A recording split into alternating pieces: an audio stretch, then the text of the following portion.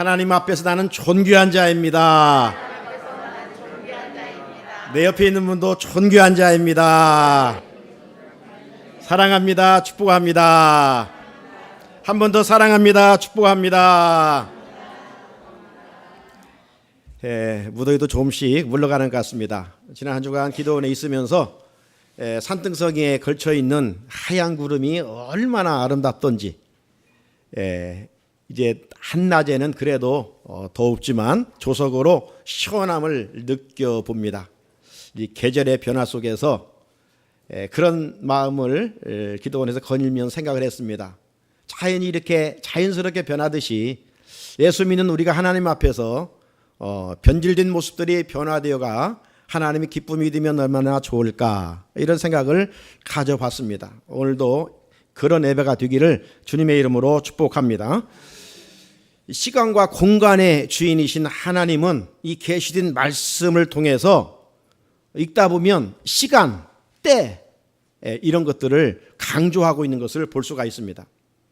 그 중에서도 강조하고 있는 것이 말세에 대한 때를 강조하고 있어요. 왜 말세에 대해서 그렇게 복음서마다 사도 바울이 편지를 쓸 때마다 강조하고 있는 것일까? 왜 그럴까요? 이 말세 때를 알고 영적 분별력을 가지고 깨어있는 삶을 살아갈 수 있도록 하기 위한 것이죠. 이렇게 조석으로 쌀쌀하면 이제 반팔 빈 사람도 어떻습니까? 벌써 얇은 긴팔로 바꿔지는 것을 볼 수가 있어요. 이 계절에 민감한 것처럼 오늘 우리가 이 마지막 때를 살아가면서 무디어 있는 것이 아니라 좀 민감하자는 것이죠. 그래서 우리가 성경에 보게 되면 과연 이 마지막 때는 어떤 일들이 있을까? 성경은 곳곳에서 말씀하시고 있어요. 예수님께서 친히 복음서에 말씀하셨지만 사도 바울이 쓴 디모데 후서 3장에 보게 되면 19가지를 열거합니다. 이 마지막 때는 어떤 일이 있는가 한번 들어보세요. 개인주의가 만연하다. 감사하지 않는다. 사람이 거룩을 상실해버린다. 절제하지도 않는다. 이게 다 마지막 때에 이렇다는 거예요.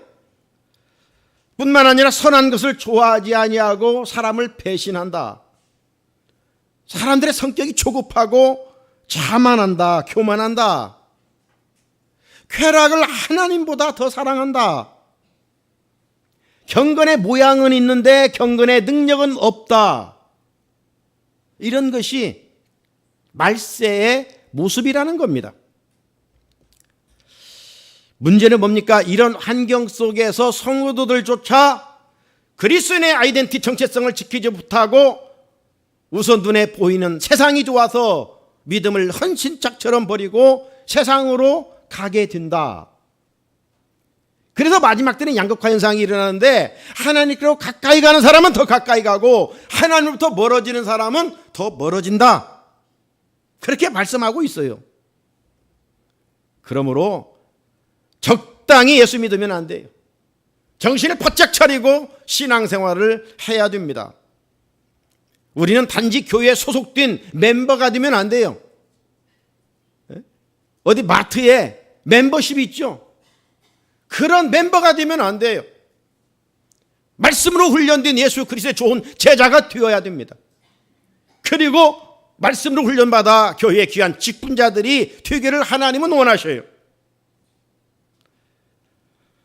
나아가서 영적인 이 분별력을 가지고 마지막 때 악한 영들과 싸워서 패배하는 것이 아니라 대적하여 물리칠 수 있는 거룩한 용장들이 되기를 하나님은 원하고 계셔요. 그래서 지난날 받은 은혜로 오늘을 살아갈 수가 없어요. 옛날 이야기하는 사람 치고 오늘이 튼튼한 사람이 없잖아요. 오늘이 부실하니까 과거 타령합니다. 내가 옛날에는 이랬는데 저랬는데. 여러분, 지난날 밥 한 끼 먹은 것 가지고 오늘 힘을 쓸 수 있습니까? 매일매일 먹여야 되는 거예요. 우리가 하나님 앞에서 은혜도 매일매일 받아야 돼요. 신앙생활은 단거리가 아니라 마라톤입니다. 끝까지 완주해야 됩니다. 완주하는 그 길이 쉽지 않아요. 왜냐하면 이 마귀 사탄이 숨어가지고 교묘하게 온갖 장애물과 닻을 설치해 놓았기 때문입니다. 마귀는 베드로전서 5장 8절에 보게 되면 이 마지막 때 어떻게 활동한다고요? 이 우는 사자와 같이, 이 우는 사자인데 굶주린 이 사자가 포효하면서 먹잇감을 찾듯이 믿는 자들을 넘어뜨리려고 찾아다닌다는 거예요. 그러니 어설프게 있으면 마귀의 밥이 되지 않겠어요? 그러므로 말세의 마귀의 올무에 넘어지지 않고 끝까지 믿음을 지켜가기 위해서는 영적인 분별력을 가지고 깨어 있어야 돼요. 잠들 때가 아니다 이 말이죠. 지금은. 자, 이 모습은 오늘 본문은 이 에베소 교회에 침투해 온 이단 문제를 다루고 있습니다. 그래서 이 모습은 마지막 때 교회를 무너뜨리는 실체를 보여주고 있는 것입니다. 우리 개인의 신앙이 말씀으로 훈련되지 않으면 마지막 때 어떻게 믿음의 대열에서 탈락되는가를 보여주고 있는 거예요. 앞에서도 우리가 말씀을 들었습니다마는 이 바울은 이방인의 도시 에베소에 가서 교회를 개척하여 3년간 목회했습니다. 바울이 가장 오랫동안 목회한 곳이 에베소예요. 두 번째로 오랫동안 목회한 곳은 고린도 교회 1년 6개월. 바울은 이렇게 한 곳에 머물러 목회한 사람이 아니라 계속 순위하였습니다. 1차, 2차, 3차 계속 돌아다니면서 천막을 지으면서 자비랑 선교를 하였습니다. 이 에베소 교회는 지금 누가 목회를 하고 있느냐? 믿음으로 낳은 아들, 사랑하는 디모데가 지금은 목회를 하고 있어요. 그렇기 때문에 이 바울은 모든 교회를 잊을 수 없지만 3년 동안 정말 피와 눈물을 쏟아가면서 말씀으로 교회를 세웠던 에베소 교회를 잊을 수가 없었던 거예요. 그래서 늘 자나깨나 기도할 수밖에 없었고 에베소 교회가 말씀 위에 든든히 세워져 가기를 원했던 것이죠. 세월은 흘러 사도 바울이 이제 예루살렘으로 올라갑니다. 성령의 계시로 말미암아 예루살렘에 올라가면 환난을 받아 이제 죽게 될 것을 알았어요. 만감이 얼마나 교차되겠습니까? 다시는 에베소 교회에 올 수도 없고, 그래서 이제 예루살렘에 올라가던 발걸음을 잠시 밀레도에서 멈추고 사도행전 20장에 보게 되면 그 에베소 교회 장로들을 초청합니다. 초청해서 이제 밤새 이야기를 하게 됩니다. 그 이야기의 핵심은 내가 3년 동안 에베소에 머물면서 어떻게 너희들을 가르쳤는지 알고 있지 않느냐. 겸손과 눈물로 인내로 목회를 했던 이야기를 쭉 하면서 이제 이렇게 부탁을 합니다. 여러분은 자기를 위하여 온 양떼를 위하여 삼가라. 먼저 자신을 위해 신앙생활 잘 하십시오. 그리고 교회 양떼를 잘 보살피십시오. 성령이 그들 가운데 여러분을 감독자로 삼았으니 하나님이 자기 피로 사신 교회를 여러분을 감독을 세워 이제 보살피게 하지 않았습니까? 기억하십시오. 그런데 내가 떠난 후에 사나운 이리가 여러분 가운데 들어와서 그 양떼를 아끼지 아니할 것입니다.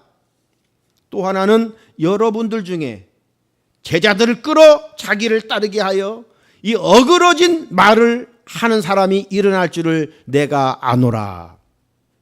바울의 염려는 두 가지였어요. 내적인, 위적인 환난과 핍박이 있을 것을 말한 것이죠. 여기 보게 되면 내가 떠난 후에 사나운 이리가 여러분에게 들어와 양떼를 아끼지 않는다는 말은 뭡니까? 위부적인 환난 핍박을 말하는 거예요. 이단 사이비들이 교회를 찾아와 교회를 흔든다는 겁니다. 요즘도 보면 매주 한 번씩 우편물이 와요. 굿뉴스가 아니라 뱃뉴스예요. 이단 사이비들이 그렇게 보내요. 네? 또 하나는 여러분 중에도 제자들을 끌어 자기를 따르게 하고 어그러진 말을 하는 사람들이 일어날 줄을 내가 아노라. 위부적인 핍박만이 아니라 내적인 환난도 있을 것을 말합니다. 이 내적인 환난, 교회 질서들이 왜 무너지느냐? 어그러진 말을 하는 교회 리더들 때문에 그런다는 거예요. 아무튼 이 말 때문에 얼마나 가정이나 교회 공동체나 우리 사회나 모든 문제는 말 때문이에요. 3, 4 이런 말을 좀 생각해서 하면 참 유익하고 격려가 되고 힘이 되는 말을 할 텐데 그냥 무심코 생각 없이 내던진 이 말이 막 큰 파문을 일으키죠. 좋은 파문을 일으킨다면 얼마나 좋겠어요. 이 어그러진 말로 교회 질서를 깨트린다. 지금 바울은 예루살렘에 올라가기 전에 에베소 교회 장로들을 초청해서 지금 유언과 같은 이야기를 하는 겁니다. 자, 바울의 이 유언과 같은 말을 잘 지켜갔으면 얼마나 좋겠어요. 네? 부모들이 자녀들이 강조하는 말과 유언을 잘 지켜가면 후손들이 잘 될 것인데 그렇지 않잖아요. 청개구리처럼 말을 안 들어요. 또 이 바울의 염려는 시간이 흐른 후에 그대로 적중됐어요. 에베소 교회 안에 거짓 교사들이 침투해가지고 교회를 아주 혼란하고 어지럽게 했어요. 문제는 뭐예요? 그러면 말씀으로 그런 이단들을 과감히 물리쳤어야 되는데 혹하고 넘어가는 이들이 있었다는 겁니다. 그들은 누구였느냐? 금욕주의자들과 영지주의자들. 이들은 복음과 거리가 먼 이야기를 했지만 교인들이 솔깃하고 넘어갔다는 데 문제가 있습니다. 자, 이런 일들은 2000년 전 에베소 교회만 있으면 얼마나 좋겠어요. 오늘은 그렇고 마지막 때는 이런 일들이 더 많아질 것이다. 예수 믿다가 배교하는 자들, 세상으로 가는 자들이 많다는 거예요. 왜 그럴까? 왜 끝까지 믿음을 지키지 못하고 그럴까? 네? 여자들이 남자가 군대 가면 옛날 고무신을 거꾸로 신다고 하듯이 왜 그럴까? 1절에 보면 답이 있어요.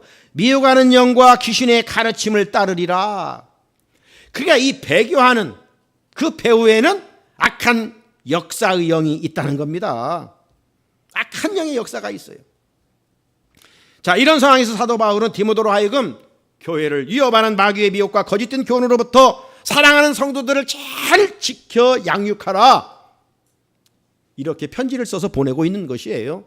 이게 디모데 전서 후서입니다. 사랑하는 성도 여러분, 이때는 우리가 영적으로 분별력을 가지고 있어야 돼요. 지구촌에 일어나고 있는 일을 우리가 성경에 비춰보면서 지금이 어느 때인가? 마지막 때이구나. 마지막 때이구나. 그렇다면 주님의 신부로서 아름답게 단장해서 신랑 되신 주님을 맞을 준비를 해야 되죠. 시집갈 신부가 신랑이 준비를 해야 하듯이 영적인 신랑이신 예수를 맞는 신부인 우리가 곱게 단장하고 언제 오실지라도 주 예수여 어서 오시옵소서 할렐루야 기쁨으로 준비해야 될 거 아니에요? 주님 주시는 영광은 매사 준비하는 자의 몫입니다. 준비하지 못하면 등만 준비하고 기름을 준비하지 아니한 어리석은 다섯처럼 쫓겨나 슬피 울며 이를 갈게 되는 것이죠. 찬송가 175장 1절을 보면 우리 잘 아는 찬송이 있잖아요. 신랑 되신 예수께서 다시 오실 때 밝은 등불 들고 나갈 준비 됐느냐. 그날 밤에 주님 맞을 등불이 준비됐느. 다 같이 예비하라.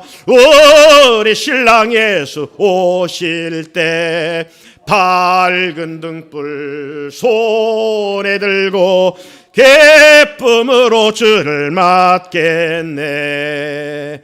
신랑 되신 주 예수 그리스도가 언제 오실지라도 주 예수여 어서 오시옵소서 기쁨으로 맞을 수 있는 준비된 믿음의 사람들이 되기를 주의 이름으로 축복합니다. 자, 그렇다면 당시 에베소 교회에 침투한 거짓 교사들의 잘못된 가르침이 어떤 결과를 가져왔는가? 오늘 성령이 밝히 어떤 말씀을 들려주시고 있습니까? 자, 1절을 읽어보겠습니다. 1절 시작. 그러나 성령이 밝히 말씀하시기를 후일에 어떤 사람들이 믿음에서 떠나 미혹하는 영과 귀신의 가르침을 따르리라 하셨으니, 성령이 밝히 말씀하시는 것은 두 가지입니다. 첫째, 이 마지막 때 믿음에서 떠나는 일이 있다는 겁니다. 믿음에서 떠나게 된다는 거예요. 후일에 어떤 사람들이 믿음에서 떠나. 여러분, 믿음에서 떠나면 구원에서 탈락입니다. 구원은 믿음으로 주어지는 선물이기 때문에 그렇습니다. 그러므로 말세에 우리가 지켜가야 할 자리는 세상의 부귀영화를 누리는 자리가 아니라 믿음의 자리입니다. 구원을 지키는 믿음의 자리를 끝까지 지켜가야 돼요. 혹 다른 것은 포기할 수 있지만 예수 믿는 것은 포기하면 안 돼요. 예수 믿는 거 포기하면 지옥이에요. 그러므로 이보다 더 중요한 일은 없어요. 그렇기 때문에 이전의 성도들은 환난과 핍박 중에서도 예수 믿는 것 중단할 수가 없었던 거예요. 이게 진리이기 때문에 이거 전하는 것도 포기할 수가 없었던 거예요. 그런데 왜 믿음 생활이 흔들립니까? 구원에 대한 확신이 없기 때문에, 하나님을 만난 경험이 없기 때문에, 눈에 보이는 것이 더 중요하기 때문에, 그래서 여전히 세상 가치관 붙들고 살다가 이 마지막 때 믿음이 흔들려 이단 사이예배에 훅 넘어가고 우리 육신적인 쾌락이 좋아서 세상으로 나가게 된다. 이렇게 성경은 말씀하고 있어요.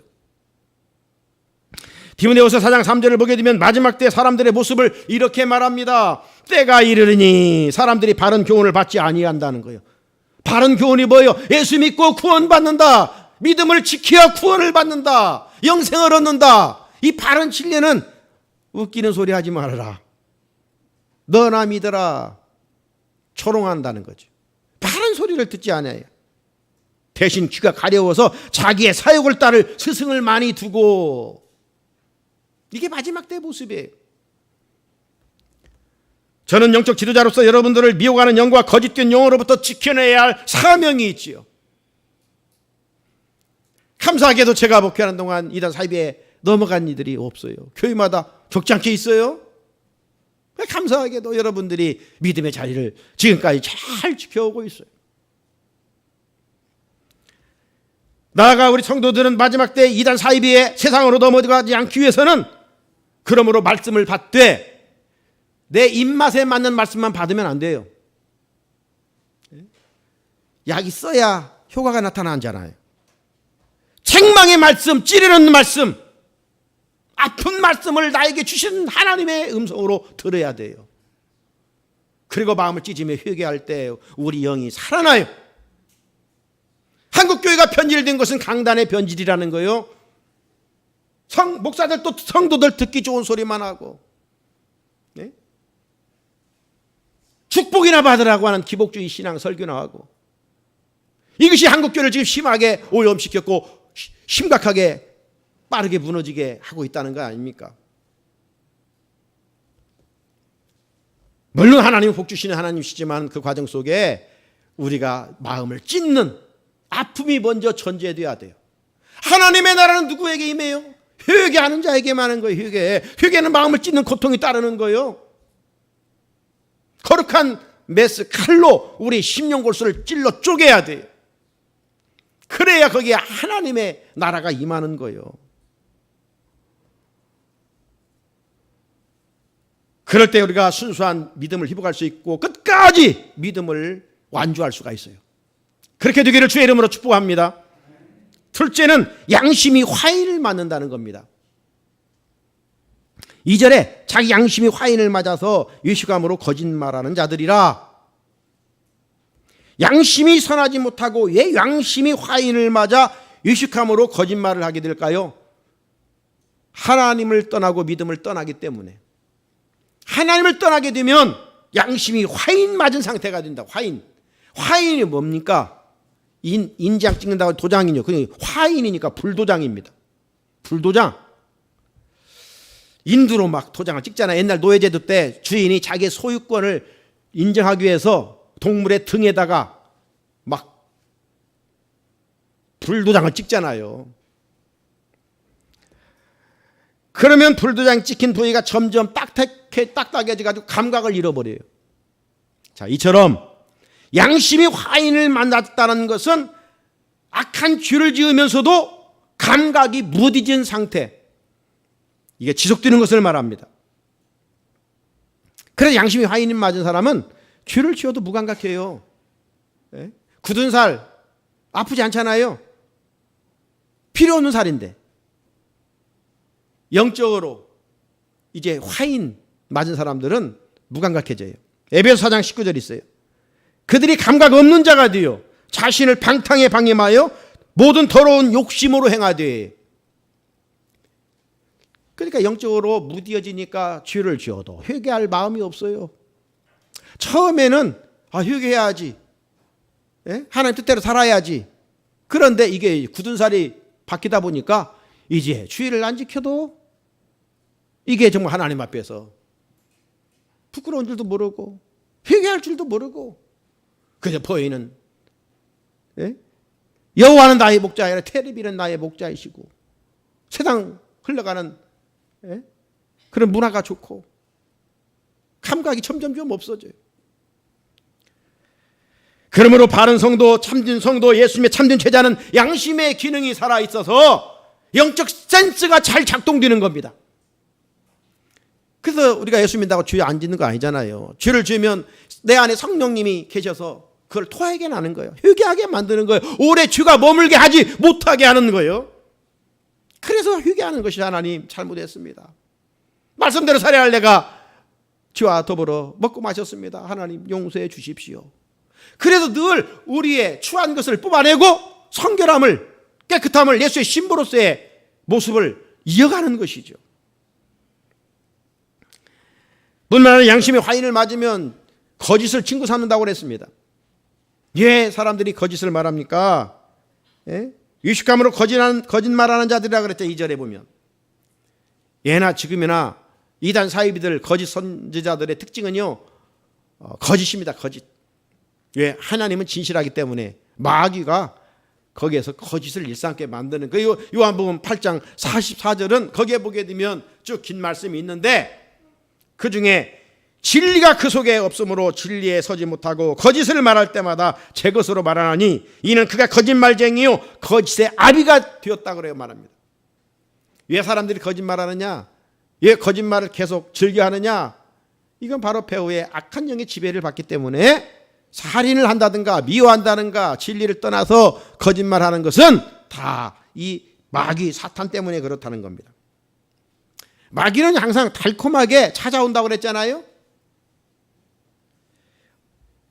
여러분, 뱀이 여자에게 찾아와서 선악과를 먹으면 어떻게 된다고 그랬어요? 눈이 밝아져서 하나님과 같이 된다. 오늘 이단 사이비들은 다 그런 거예요. 눈이 밝아져서 하나님과 같이 된다. 얼마나 매력적입니까? 피조물이 창조주가 된다니.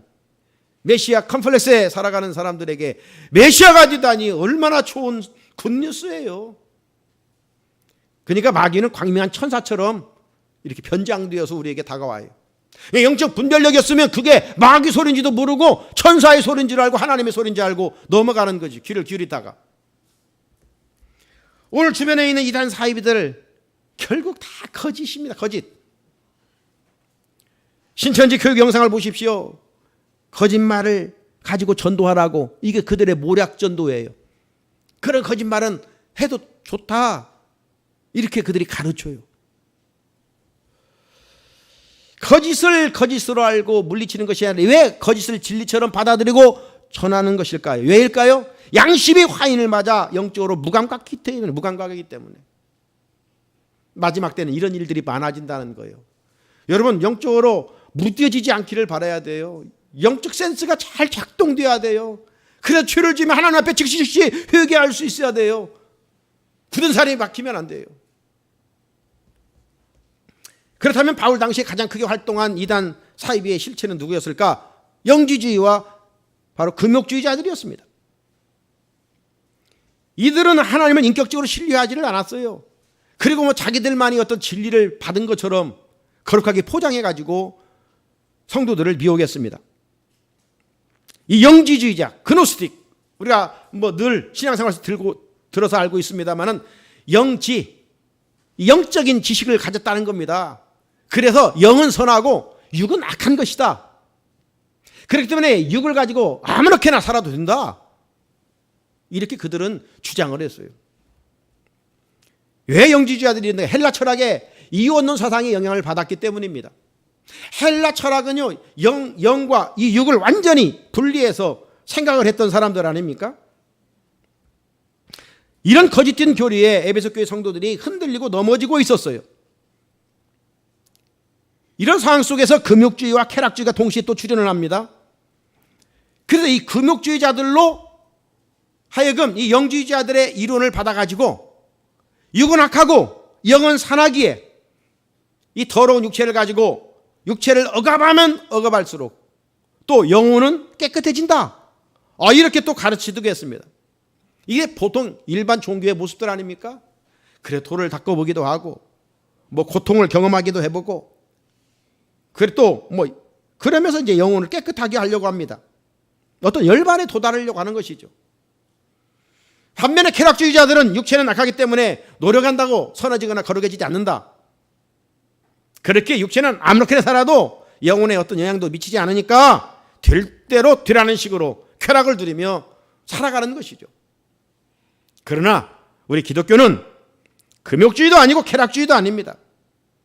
당시 이 에베소 교회에 침투한 이런 이단 거짓 교사들을 영향을 받아 지금 흔들리고 있는 교인들을 바로잡아 주기 위해서 바울이 디모데 전후서 편지를 써서 보내고 있는 것입니다.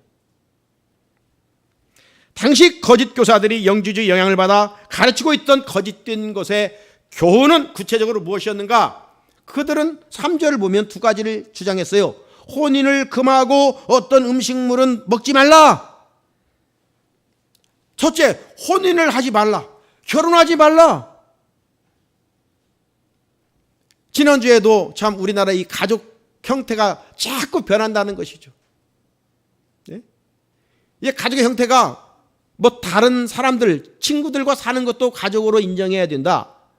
그런 것이 이제 퍼센트가 점점점 젊은 세대들에서는 많아지고 있어요. 네? 동성끼리 살아도 그것을 부부로 인정해야 된다. 이런 것들을 자꾸 지금 통계적으로 우리 사회가 많아지고 있는 참 안타까운 현실입니다. 또 결혼을 안 해도 된다. 할 생각이 없다. 젊은이들에게 지금 이런 퍼센트가 많아지고 있어요. 옛날 이 거짓된 사람들이 교회 안에서 결혼하지 말라고 그랬어요. 혼인을 금했어요. 여러분, 혼인 제도는 누가 만든 것입니까? 사람이 만든 것이 아니라 하나님이 만드셨어요. 최초의 아담과 하와를 하나님께서 에덴 동산에서 주례를 보고 모든 동물들이 축하객으로 거기에 참석했잖아요. 그래서 가정을 만들고 생육하고 번성하라, 땅에 충만하라. 결혼 제도를 하나님이 만드셨어요. 자, 그런데 금욕주의자들은 혼인을 금하라 말씀을 막 정면으로 도전하고 있는 겁니다.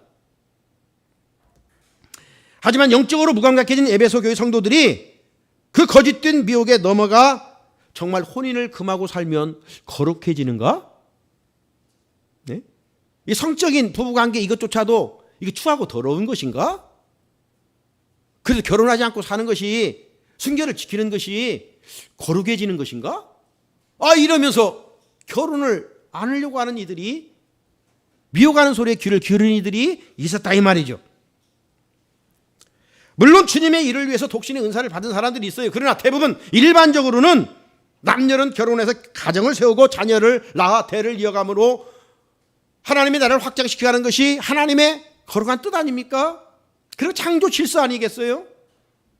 자, 그런데 오늘날 이 창조 질서를 깨트리는 사람들이 있습니다. 자꾸 남녀가 결혼하지 아니하고 여자와 여자와 남자와 남자가 결혼하려는 동성연애자들이 있어요. 2018년 4월에 부임한 뉴질랜드 대사 이 터너는 저 청와대에 저 남자 둘이 서 있잖아요. 저게 부부예요 지금. 네? 터너가 부임하면서 일본 이 아내를 이케다라는 아내를 데리고 왔어요. 뿐만 아니라 지난번 부임한 미국 대사 이 골드버그도 게이, 동성 연애자 아닙니까? 그래 지난 시청 앞에서 이 동성 예대들이 막 또 축제할 때 거기에 가서 지지하고, 세상이 흉하고 올라가는 이유가 분명히 있습니다. 여러분, 결혼은 남자와 여자가 둘이 하나 되는 신비한 예식입니다. 하나님이 세워주셨어요. 어느 때나 창조 질서를 깨트리면 하나님의 무서운 심판이 있음을 기억해야 됩니다. 그런데 거짓된 것들은 결혼을 안 해도 된다, 그것이 거룩이다, 이렇게 주장했던 겁니다. 또 하나, 저들은 식물을 금하라고 가르쳤어요. 혼인을 금하고 어떤 음식물은 먹지 말라 할 터이니, 여기 음식물을 먹지 말라는 것은 어떤 음식을 가려서 먹지 말라는 말도 있지만은 금식하라, 이런 깊은 뜻이 더 담겨 있어요. 성경에 보면 금식은 참으로 귀하고 필요한 것이고, 금식할 때 하나님께서 개인과 공동체에 은혜를 베푸신 사건들은 수없이 많습니다. 그런데 문제는 뭐냐? 금식을 많이 한 것이 내가 거룩의 척도다, 이것이 문제예요. 네? 금식을 많이 했으니까 내가 저절로 거룩해지겠지, 내가 신앙생활 오래 했으니까 잘 믿겠지, 내가 교회에 이런 직분이 있으니까 하나님 앞에서 영적으로 성숙했겠지, 그럴 수도 있지만 큰 착각이란 말이에요. 금식 자체는 거룩한 모습이 아니에요. 거룩한 기준은 그런 것이 아니에요. 그래서 주님은 금식할 때 이식하는 자들처럼 슬픈 기색을 하지 말라고 경고하지 않았습니까? 그러나 애나 지금이나 금식 많이 한 사람들은 은근히 자랑을 즐겨 합니다. 내가 40일 금식 몇 번 했다고. 물론 3일도 금식하지 않은 사람에게 40일 금식은 정말 놀라운 일이지요. 어떻게 그렇게 할 수 있느냐, 충분히 상대방에게 자랑할 수도 있는 이야기거리이지요.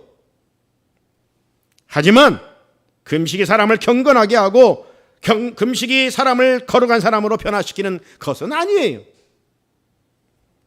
그런데 금욕주의자들이 에베소 교회에 들어와서 금식하지 않은 사람들은 사람으로 취급지도 하지 않는 거예요. 너 금식 며칠 했어?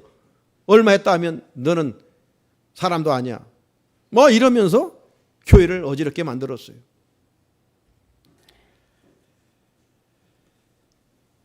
금식은 하나님 앞에서 하는 일이지 사람 앞에서 하는 일이 아니에요. 금식에 이런 태도에 하늘의 은혜가 임하고 하늘의 상이 예비되어 있는 것입니다. 오늘 이런 이단들의 잘못된 가르침에 사도 바울은 어떤 처방을 내렸습니까? 3절 말씀 중에 음식물은 하나님이 지으신 바니 믿는 자들과 진리를 아는 자들이 감사함으로 받을 것이니라. 감사함으로 받으면 된다는 거예요. 4절에도 이런 말씀이 있어요. 하나님께서 지으신 모든 것이 선함에 감사함으로 받으면 버릴 것이 없나니. 할렐루야. 여러분, 어떤 음식을 먹든지 우리는 감사하면 되는 거예요. 하나님 주셨으니 감사합니다. 단 건강에 해로운 것이 있다면 우리가 먹지 않아야 되겠죠. 조심해야 되겠죠. 또 내가 아무리 좋아할지라도 상대방을 실족하는 일이라면 사도 바울처럼 내가 고기를 먹지 않겠다, 좋아하지만 한 명이라도 실족한다면 내가 금하겠다, 이런 결단이 우리 그리스도인에 있어야 돼요. 해로운 음식을 먹지 않아야 할 이유는 우리가 주님이 우리 몸에 거하는 성전이기 때문에 그렇습니다. 자, 기본적으로 우리 그리스도인들은 음식 앞에서 먹든지 마시든지 하나님의 영광을 위하여 먹어야 되는 거예요. 금욕주의자들이 주장한 것처럼 거룩은 음식물에 있지 않습니다. 금식을 많이 한 것에 있지도 않습니다. 그래서 오늘 바울이 결론적으로 진정한 거룩은 어디로부터 주어지는가? 우리들 거룩하기를 원하잖아요. 이 거룩이 어디로부터 주어지는가? 자, 오늘 본문 5절을 같이 읽어보겠습니다. 마지막 절 시작. 하나님의 말씀과 기도로 거룩하여짐이라. 아멘. 거룩은 뭐 결혼을 하느냐 안 하느냐, 어떤 음식을 먹느냐 안 먹느냐, 이것이 아니고 거룩은 하나님의 말씀과 기도로 주어지는 것이라는 겁니다. 그리고 모든 행동의 동기는 이제 거룩과 연관이 되어 있으면 되는 거예요. 그래서 이것을 먹음으로 힘을 얻어 주의 일을 힘쓴다면 그것이 거룩인 거예요. 사랑하는 성도 여러분, 이 시간 성령이 밝히 말씀하시는 핵심이 무엇입니까? 거룩함에 이르는 길은 어떤 외적인 종교 행위가 아니라 하나님의 말씀과 말씀 붙들고 기도하는 것이라고 말씀합니다. 그렇다면 거룩을 위해 말씀과 기도 생활에 열심을 품고 지내야 하지 않겠느냐? 이 마지막 때 우리가 정말 투자할 곳이 무엇인가? 하나님의 말씀을 읽고 묵상하며 말씀을 붙들고 말씀에 순종하는 삶을 사는 것이요. 그리고들 영적으로 주님과 이 영혼의 호흡인 기도하는 일이라고 말씀합니다. 그럴 때 우리의 추한 모습이 소멸되고 거룩함으로 회복된다고 말씀합니다. 오늘 우리가 하나님의 말씀을 귀로만 듣고 멈추는 자가 아니라 말씀을 듣고 행하는 지혜로운 자가 되어 하나님이 거룩하다 인정받는 우리 귀한 성도들이 되시기를 주님의 이름으로 축복합니다. 거룩하신 하나님, 주님 우리에게 말씀하십니다. 너희는 거룩하라, 나 여호와는 거룩하니라. 우리가 어떻게 해야 거룩해질까요? 세상 종교는 여러 가지 돌을 닦아보고 여러 가지 몸을 쳐서 이런저런 것을 해보지만 그런 것으로 거룩함을 지향할 수가 없습니다. 하나님이 시간 말씀합니다.